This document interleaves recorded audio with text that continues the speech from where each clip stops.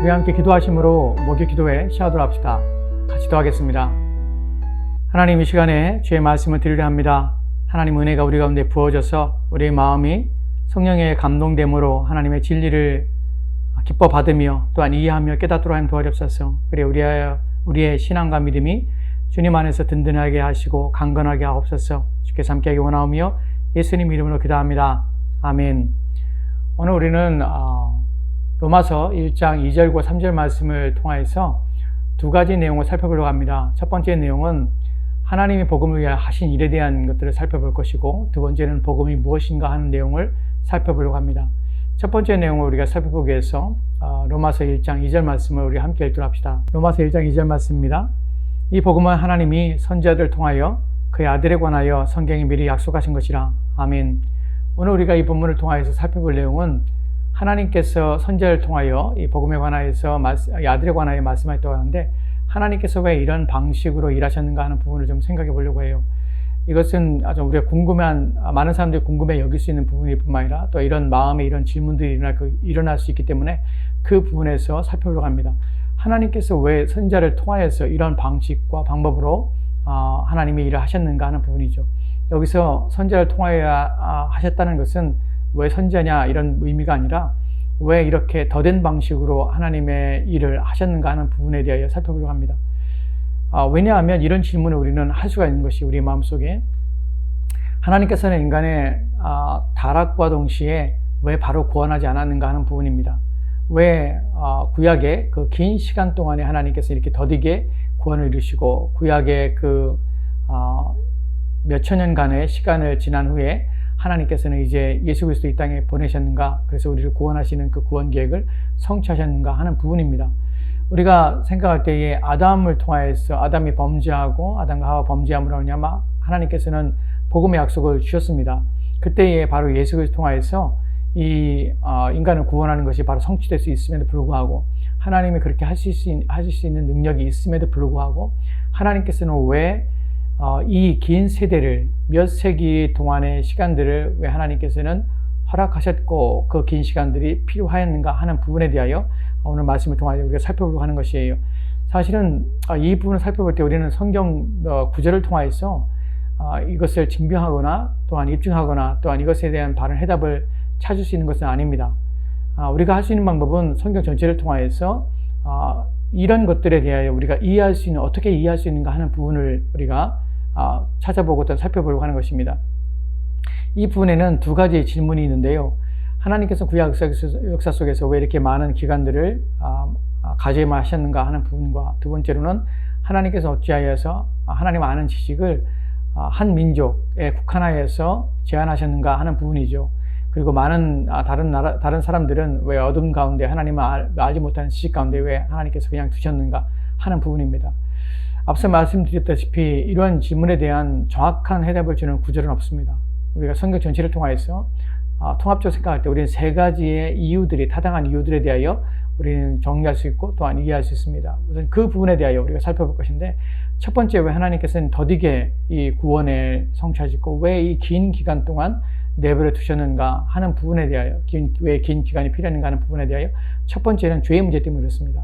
인간의 죄의 깊이와 또한 인간의 죄를 폭로시키기 위해서 하나님 방식으로 이러한 일들을 행하셨다는 것이에요. 또한 죄의 실상이 어떠한 것이고, 또한 죄가 얼마나 무서운 것이며, 또한 이것이 단순히 가볍게 여기건 가벼운 불순종이나 또는 실수가 아니라는 사실을 증명해낼 뿐만 아니라 죄의 결과들이 가져오는 무서운 무서움에 대하여 우리에게 인식시키고, 또한 죄는 영혼의 무서운 질병임을 우리 가운데 가르쳐주기 위해서 하나님께서 이런 긴 시간이 필요하셨고 긴 시간 동안 역사했다는 것입니다. 사실 우리는 만약에 아담과 하와의 타락 이후에 바로 예수 그리스도가 이 땅에 오셔서 바로 인간을 구원하셨다면, 우리는 죄의 깊이와 또한 죄가 가져오는 무서운 죄의 결과들에 대하여 아시지 못할 뿐만 아니라 죄의 악함과 또한 죄의 간교함에 대해서 우리는 이해할 수 없었을 것입니다. 그런데 이런 방법을 통해서, 이런 긴 시간 통해서 우리가 가지고 있는 인간이 타락한 그 타락을 통해서 인간에 불러오고 또 인간에 들어온 죄가 얼마나 무서운 것인지 그 죄의 실상을 하나님께서는 밝히기를 원하셨다는 것이에요. 사실 이런 부분에 대하여 우리는 성경 몇 구절을 통해서 우리가 살펴볼 수 있고 또 이해할 수 있습니다. 첫 번째로 로마서 1장 21절 말씀은 이렇게 기록되어 있는데요. 같이 기도합시다. 하나님을 알되 하나님을 영화롭게도 아니하며 감사하지도 아니하고 오히려 그 생각이 허망해지며 미련한 마음이 어두워졌나니. 아멘. 본문에 보면 하나님을 알되 하나님을 영화롭게 하지도 않고 감사하지도 않습니다. 그리고 그 생각이 허망해지고 또한 미련한 마음이 어두웠다고 표현하고 있습니다. 죄의 심각성, 죄가 얼마나 인간 안에 죄의 깊이 자리 잡고 있으며 또한 인간에게 얼마나 치명적인 문제를 일으키는지에 대하여 이 본문이 말하고 있는 것이, 하나님 알되 인간은 영화롭게도 하지 아니하고 또한 감사하지도 않습니다. 죄의 가장 큰 문제가, 죄의 실상을 밝혀주는 것 중에 첫 번째가 무엇이냐면 죄는 사람과 사람 관계의 문제가 아니란 사실이에요. 우리는 사실 실상을 죄를 생각할 때 인간관계를 파괴하고 관계를 단절시키고 분열시키는 문제들이 인간의 안에 있는 죄성이라고 우리가 이해합니다. 맞습니다. 죄가 그렇게 합니다. 하지만 성경이 말하는 죄의 근본적인 문제는 뭐냐면 하나님을 대하는 방식과 하나님에 대한 이해와 하나님을 하나님으로 여기지 않은 것들에 대한, 즉 하나님에 대한 문제가 죄요, 하나님에 대하여 대적하며 하나님과 원수가 되게 한다는 것이 가장 큰 문제예요. 그러니까 하나님을 알되 하나님 영화롭게도 하지 아니하고 감사하지도 않는다는 것입니다. 왜 그러냐면 인간의 죄의 치명적인 문제가 뭐냐면 인간의 모든 영역에 영향을 미쳐서 인간을 완전히 하나님에 대해 대적하며 하나님의 법에 순종하지도 못하게 한다는 사실이에요. 그것이 생각이 허망해지고 미련한 마음이 어두웠다는 표현 속에 우리가 알게 되는데, 생각이 허망했다는 것은 생각이 쓸모없었다는 것이, 사고로 하셨다는 것이, 이 부분에서 우리가 오해하면 안 되는 것이 사람이 사람으로서 살아가는 방식과 또한 사회에서 모든 사람과 연결하여 관계를 맺고 살아가는 방식, 또한 사람이 생각하고 문화를 만들어내고 또 이성적인 판단을 하고 결정하는 문제들이 사람이 못한다는 것을 말하는 것이 아니에요.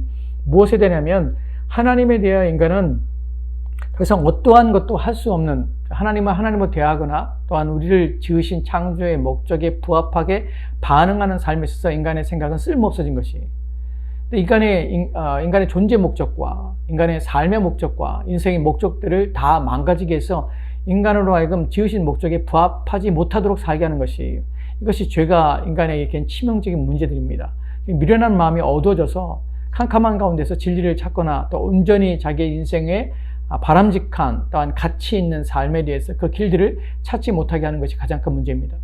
중요한 것은 죄는 하나님에 대한 것이에요. 하나님의 마땅히 돌려야 될 영광과 또한 하나님께 돌려야 될 마땅한 감사하는 것들이 전혀 갖지 못하게 하는 것이에요. 죄의 심각성은 또 이뿐만이 아닙니다. 우리가 로마서 1장 28절 보면 죄는 사실 본래적으로 이런 마음을 가지게 된다는 것을 우리가 알게 되는데 같이 읽도록 합시다. 또한 그들이 마음에 하나님 두기를 싫어하며 하나님께서 그들을 그 상실한 마음대로 내버려 두사 합당하지 못한 일을 하게 하셨으니. 아멘. 본문에 보면 그들이 마음에 하나님 두기를 싫어했다고 합니다. 상실한 마음을 가져서 하나님을 거역하며 거부하는 삶을 본질적으로 사는 것이에요. 이것을 이제 폭로시키는 것이에요. 인간의 죄의 깊은 실상이 무엇인지 그것을 폭로시키고 알리시는 것이에요. 그래서 인간으로 하여금 그 죄에 대해서 얼마나 무서우며 치명적인 상태에 있는지를 깨닫게 하시는 것이에요. 사실 인간은 치유할 수 없는 치명적인 죄라는 질병에 걸려있고 죄에 걸려있을 뿐만 아니라 죄에 사로잡힌 바 되어 살게 되는 것이에요. 근데 죄가 우리를 어떻게 속이냐면 죄에 대한 죄에 대한 인식과 죄에 대한 사고를 우리 안에서 변질시키고 왜곡시킵니다. 사실은 성경이 이렇게 죄를 폭로하고 있지만 우리 안에서는 이것을 죄로 여기지 않지요. 죄를 어떻게 여기냐면 죄를 가벼운 단순한 불순종이나 또한 실수로 여깁니다. 또한 오늘날에는 죄에 대해서 가장 치명적으로 왜곡시키는 것이 심리적인 문제라고 생각해요. 연약함, 부족함이라고 생각합니다. 사실은 그러나 이런 상태가 아니에요. 이미 그들의 마음속에는 무엇이냐면 하나님을 두기 싫어한다는 것이. 여러분, 신자 되었음에도 불구하고 우리 안에 가지고 있는 죄의 심각한 문제는 뭐냐면 마음에 하나님 두기를 싫어하는 마음들이 끊임없이 있다는 것이에요. 하나님 말씀을 들을 때에 우리가 골라서 들으려고 하는 마음들, 또는 우리의 편리대로 하나님 말씀을 해석하려는 것들, 또한 그 안에서 우리가 불편하게 느끼는 마음들, 이것이 우리 안에 일어나는 죄의 죄성으로 말미암아 죄가 역사하는 방식입니다. 그래서 우리 마음에 하나님 두기를 싫어하는 것이, 이것을 폭로시키는 것이, 역사를 통하여서 구약 역사를 통하여 끊임없이 이스라엘 백성들이 실패합니다. 그들이 끊임없이 하나님을 거역하며 배역합니다. 하나님의 은혜에 대하여 모른 척하며 하나님을 대항하며 또한 대적합니다. 왜 이럴까요? 하나님 두기를 싫어하기 때문에 그래요. 온갖 헛된 우상을 만들고 그것을 섬기는 방식이 왜 그러냐면 하나님을 두기를 싫어하는 그들의 죄성이 얼마나 강력한가 하는 부분이에요. 심지어는 하나님의 심판과 진노가 있음에 불구하고 그들은 곧 돌아서고 곧 하나님을 떠나버린 일들을 너무나 수없이 반복적으로 행한다는 것이, 이것을 보여주는 것이 사사기에서 우리가 사이클로서 보여주는 부분이에요. 그들이 고통을 당하고 회개하고 하나님께 나가고 회개합니다. 하나님께서 사사를 보내주셔서 그들을 구원하시면 그들이 또한 돌이켜서 또다시 범죄하고 또 그 고통을 보내고 또 회개하고 하나님께서 그들에게 사사를 보내시고 구원하시고 또다시 범죄하고 이 사이클이 계속 사사기 통과해서 보여지게 되는 것입니다. 이런 것이 바로 죄가 가지고 있는 치명적인, 그러니까 죄가 가진 실상을 우리 가운데 보여주는 방식으로 하나님께서 왜 하나님의 구원의 방식을 왜 즉각적으로 행하지 아니하시고 이런 시간이 걸렸을까 하는 부분을 이해하는 데 있어서 우리가 이해할 수 있는, 또한 대답으로서 얻을 수 있는 부분입니다. 또 하나 여기에 대해서 죄의 치명적인 부분이 뭐냐면, 죄가 얼마나 우리 가운데 치명적이고 죄가 얼마나 우리로 하여금 하나님의 진노와 심판을 벗어나지 못하도록 우리를 올가매고 싸게 하는지에 대해서 로마서 1장 32절 말씀은 이렇게 기록되어 있습니다. 같이 읽도록 합시다. 그들이 이 같은 일을 행하는 자는 사형에 해당한다고 하나님께 정하시 말고도 자기들만 행할 뿐 아니라 또한 그런 일을 행하는 자들을 옳다 하느니라. 아멘. 여러분, 죄가 단순한 불순종이 아니에요. 실수가 아니에요. 부족함이 아니에요. 의도적인 것입니다. 하나님이 정하셨어요. 이러한 일들을 행하는 자들은 하나님께서 반드시 심판하신다고, 역시 심판하는 멸망이에요. 심판하신다고 말했음에 불구하고 이걸 행하는 것이에요. 의도적이에요. 죄성이 얼마나 죄가 얼마나 악한지 우리가 의도성을 가지고 하나님을 대적하며 하나님과 원수가 돼요. 그래서 로마서 8장에 말하는 것처럼 죄에 이끌려서 육신의 생각은, 죄에 이끌린 육신의 생각은 하나님에게 굴복하지 못해요. 하나님 법에 굴복하지 않습니다. 하나님과 원수가 되기 때문에 그래요. 우리는 죄를 자그마한 것으로 여기면 안 돼요. 왜 하나님께서 긴 시간 동안 우리 가운데 보여주고 나타나는 것이 무엇이냐면, 죄가 우리를 얼마나 피폐하게 만드느냐 하는 부분이죠.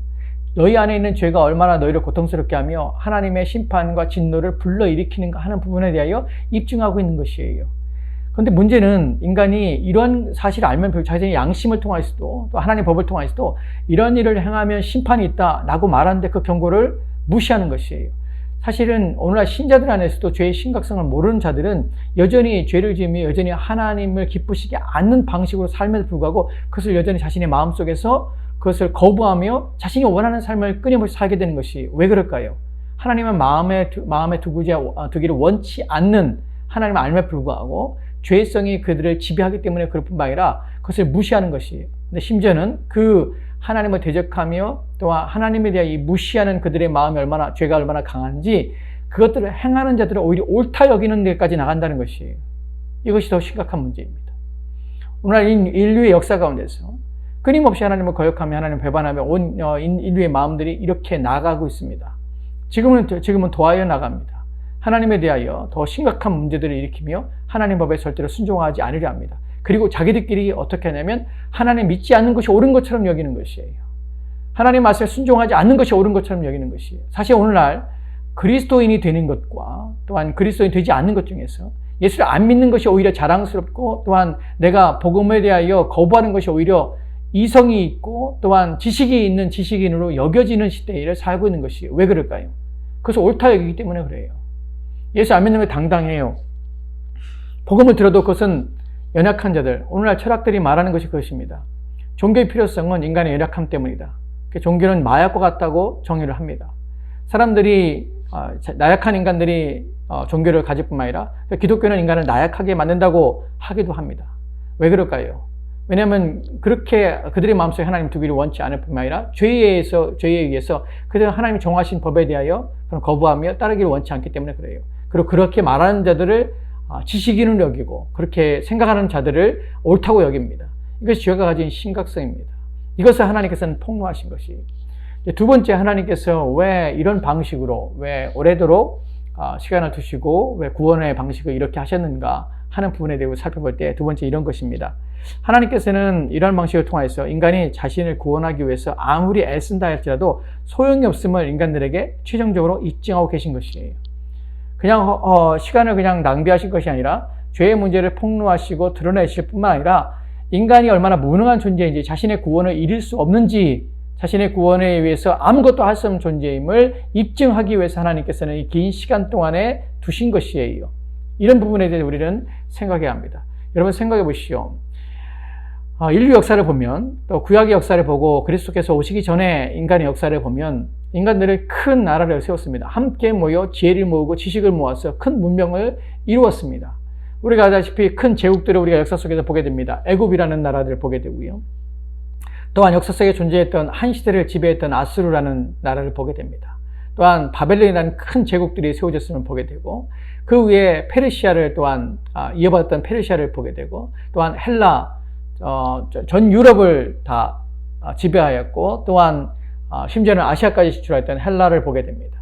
또한 로마를 또 보게 됩니다. 이런 제국들이 큰 문화를 꽃피우고 또한 큰 지식과 지혜를 가지고 나라를 통합하고 사람들을 통합하여서 자신들의 문제와 어려움들을 해결하려고 하고 또한 그런 일들을 행하였습니다. 그런데 사실은 이런 나라들이 세워지고 이런 지혜자들이 모여서 일을 했지만 그런 것들 통해서 인간이 구원하거나 인간의 문제를 해결하거나 또한 인생의 가장 큰 어려움들을 해결하거나 또는 저들을 구원할 수 있는 방식은 결코 얻지 못했다는 사실이에요.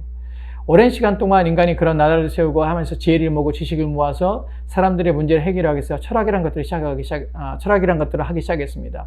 고대 철학을 보면 철학의 아버지로 불리는 사람이 있습니다. 탈레스로부터 시작해서 철학들이 발전해 왔습니다. 철학의 근본 목적은 무엇이냐면 인간의 문제를 해결하기 위한 것이에요. 그들이 담고 있는 인생의 고난과 고통을 어떻게 극복할 수 있는가 하는 부분이죠. 그래서 인간을 연구하기 시작했습니다. 인간을 탐구하며 또한 인간이 어떻게 살아야 되는지에 대하여 인간이 누구인가에 대하여 끊임없이 질문하고 또한 답변을 얻는 것이 철학입니다.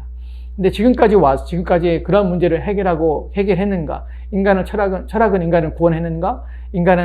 철학은 인간의 문제를 완전히 해결하는가? 하는 부분에서 철학은 실패했다고 할 수 있습니다.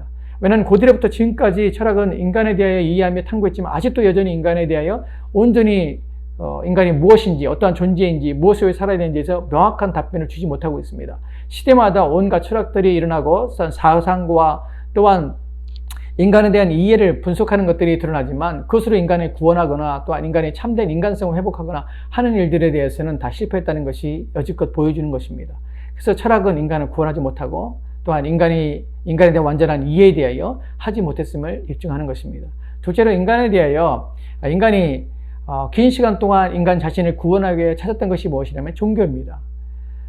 세상 나라들이 세워지고 그 나라들마다 자신들을 구원하기 위하여 자신들의 필요한 것들을 해결하기 위하여 인간은 종교를 고안해냈습니다. 온갖 지혜자들은 자신들이 개인적으로 알게 되고 발견한 것 통해서 그것의 신상을 섬기고 또한 신상을 만들어서 그들에게 절하며 예배하며 그들을 섬김으로 구원을 받기를 원했습니다.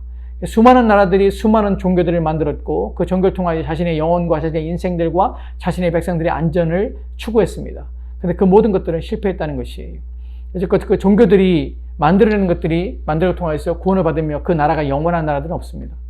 여러분 이렇게 하나님께서는 문명과 또한 철학과 또한 수많은 종교를 통해서 인간 자신이 구원받기 위한 수많은 방식과 방법들을 행하도록 그냥 내버려 두신 것이에요. 오랜 시간 동안 하나님께 그를 통해서 무엇을 입증하셨냐면 결국 인간은 스스로 구원할 수 없는 존재이며 인간의 가지고 있는 이 치명적인 문제 속에서 하나님의 진노와 심판에서 벗어났으며 스스로를 구원할 수 없다는 것을 최종적으로 입증하신 것이에요. 그래서 이러한 기간들이 필요했다는 것입니다. 이 부분에서 고린도전서 2장 20절과 21절 말씀에는 이렇게 어떻게 지혜가 실패했는지를 보여주게 되는데 고린도전서 1장 20절과 21절 말씀입니다. 같이 읽도록 합시다. 지혜 있는 자가 어디 있느냐? 선비가 어디 있느냐? 이 세대의 변론가가 어디 있느냐? 하나님께서 이 세상의 지혜를 미련하게 하신 것이 아니냐? 하나님의 지혜에 있어서는 이 세상이 자기 지혜로 하나님을 알지 못하므로 하나님께서 전도에 미련하는 것으로 믿는 자들을 구원하시기를 기뻐하셨도다. 아멘. 지혜인 자가 어디 있느냐? 또한 선비가 어디 있느냐? 세상의 변론가가 어디 있느냐? 하나님 묻습니다. 왜냐하면 이들이 함께 모여서 인간의 구원의 문제를, 인간의 어려운 인생의 문제를 해결하기 위해서 애를 썼습니다. 근데 사실은 이걸 통해서 하나님을 발견할 뿐만 아니라 하나님의 심판과 진노에서 벗어날 수 없고 스스로를 구원에 이르지 못했다는 것이. 인간은 전적으로 자신의 구원에 의해서 오랜 기간 동안 실패할 수밖에 없다는 사실을 입증된 것입니다. 지금도 여전히 인간은 스스로를 구원하며 또한 인간은 스스로 안전하게 하며 자신의 인생과 자신의 삶들을 보존하려고 합니다. 그것이 가능할까요? 수천 년 동안 실패했던 것이 지금이라고 가능할까요? 그렇지 않다는 것이 여전히 실패할 수밖에 없으며 실패하고 있는 것입니다. 이것을 하나님께서는 보여주신 것입니다. 세 번째로 우리가 왜 하나님께서 이러한 방식, 긴 오랫동안 왜 구원의 방식을 바로 행하지 않냐고 두셨는가 하는 부분에서 우리는 이것을 알 수 있는데, 만물에 대한 하나님의 주권을 보여주시기 위한 것이, 또한 자신의 절대적인 통제권과 자신의 최종적인 권위를 보여주기 위한 것입니다. 이것이 세 번째 내용인데, 하나님께서는 만물을 통하여 자신의 주권을 보여줬습니다. 구약시대를 살펴보면 하나님께서 일하는 방식에 있어서 두 가지 내용을 살펴보는데, 첫 번째는 하나님께서 하나님의 자의적인 행동을 통하여서 하나님의 주권과 또 하나님의 절대적인 권위를 보여주셨습니다. 우리가 알다시피 하나님께서 보여주신 가장 큰 권위, 또한 세상의 통제권, 또한 하나님의 절대적인 능력들을 보여준 것이 우리는 노아의 홍수 사건을 봅니다. 온 세계에 이르렀던 홍수를 통해서 모든 생물들이 다 죽음을 당하고 오직 방주에 든 인간들만 생존할 수 있었습니다. 우리는 이런 노아의 홍수 사건을 통해서 하나님의 절대적인 주권을 보게 됩니다. 또한 애굽에서 내렸던 10가지 재앙을 통해서 하나님의 능력을 보게 되고요. 당시에 전 세계를 지배할 정도의 권한을 가지고 있던 바로조차도 하나님의 권한 앞에 굴복할 수밖에 없으며, 세상 모든 나라는 하나님의 절대적인 주권 아래 있음을 드러나게 되었습니다. 또 하나님께서는 그들을 해방하셨고 홍해를 가르치는 사건을 보여주셨으며, 또한 하나님께서 40년 동안 이스라엘 백성들을 광야에서 먹이시고 기르셨으며, 또한 그들이 요단강을 가르치는 사건을 통해서 하나님의 절대적인 주권과 능력들을 보이셨습니다. 이렇게 하나님께서는 구약의 사건을 통해서, 오랜 기간을 통해서 모든 만물은 하나님의 절대적인 주권 아래 놓여 있으며, 이 모든 것도 하나님의 통치와 다스림 가운데 있다는 사실을 입증하신 것입니다. 또 다른 방식으로 하나님께서는 구약의 사건 속에서 하나님께 때로는 침묵하셨습니다. 아무것도 행하지 않으신 것처럼 보였습니다. 그러므로 사람들이 이렇게 질문하지요. 너희 하나님은 어디 계시냐? 너희 하나님이 너를 구원하게 하라.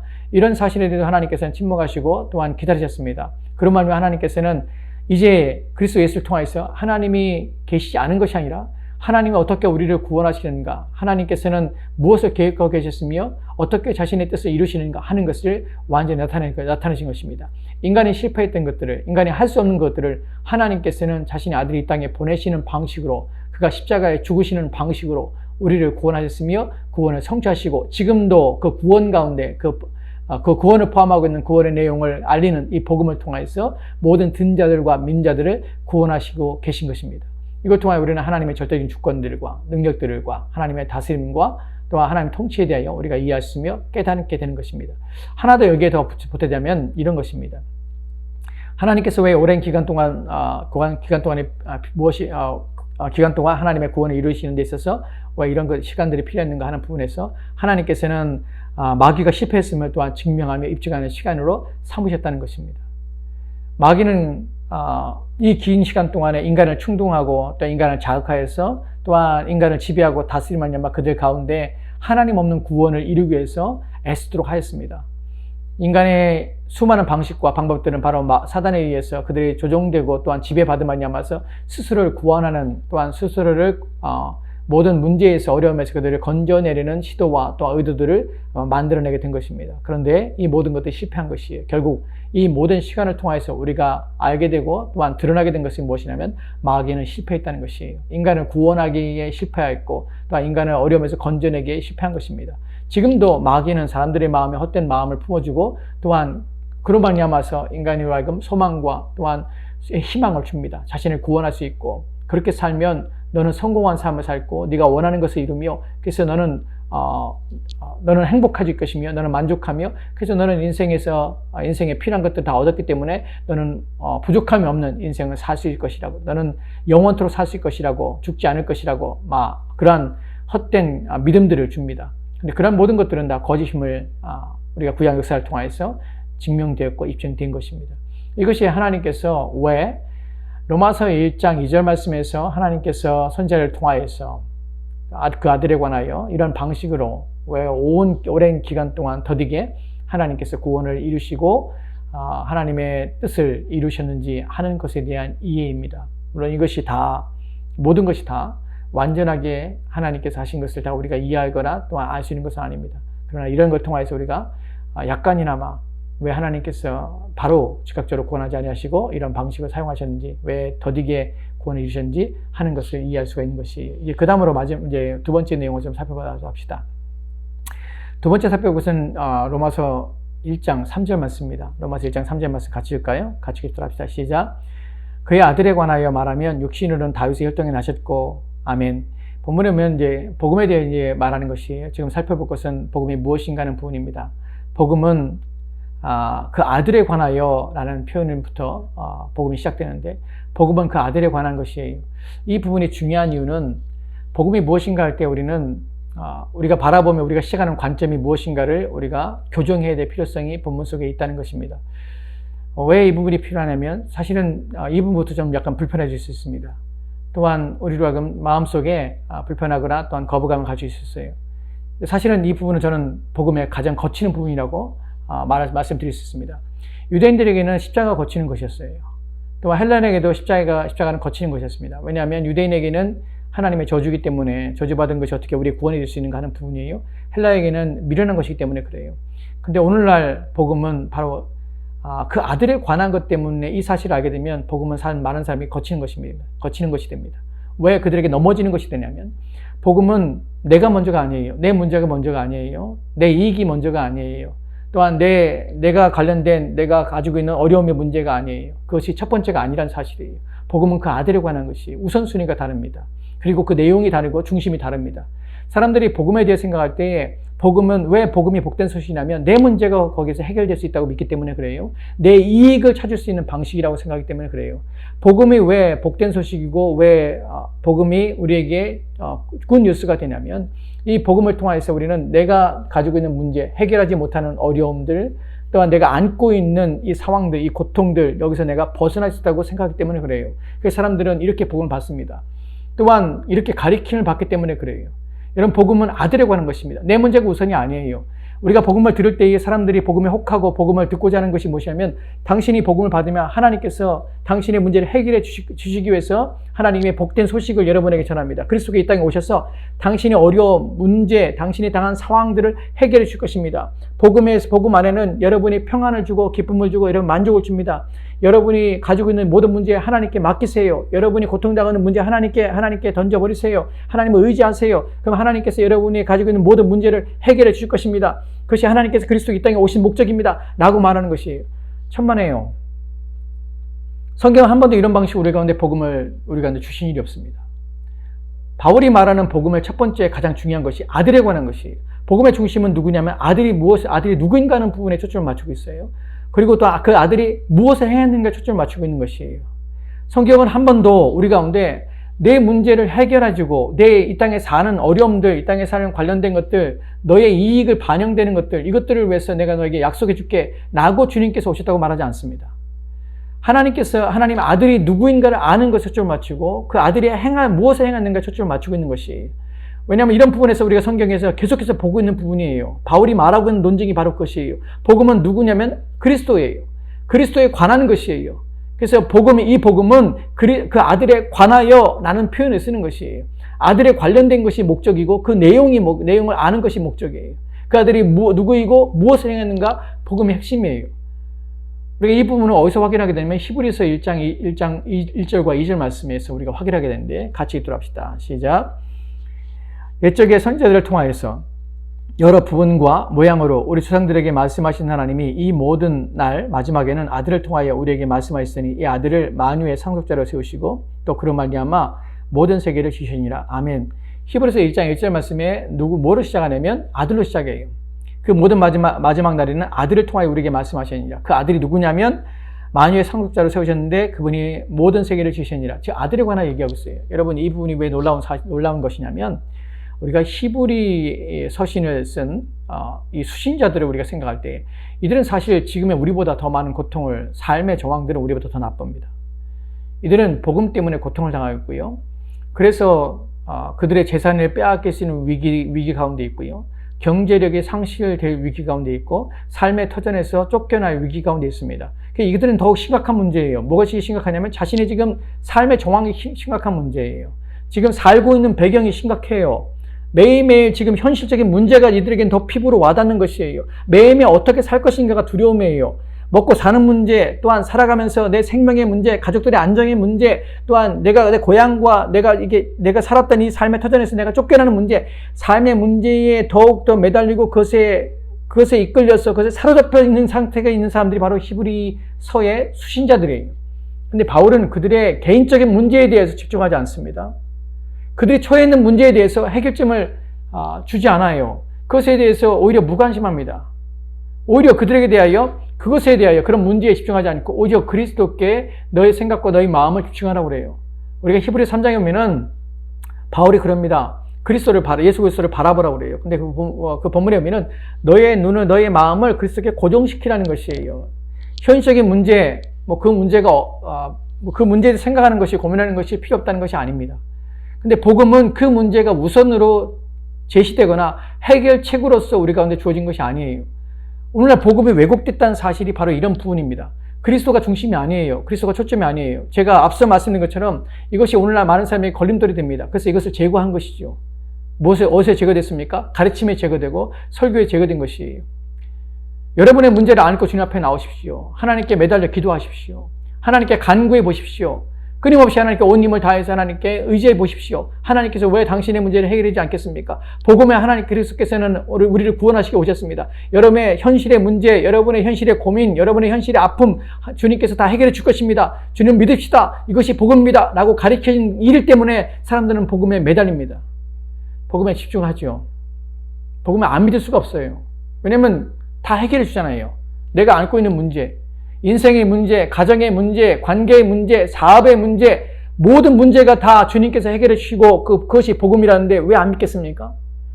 그래서 사실은 복음이 오늘날 왜곡되고 거짓되게 증언되고 있는 것이 이분이 오늘날 사람들이 복음을 믿는 이유죠. 교회에 오는 이유입니다.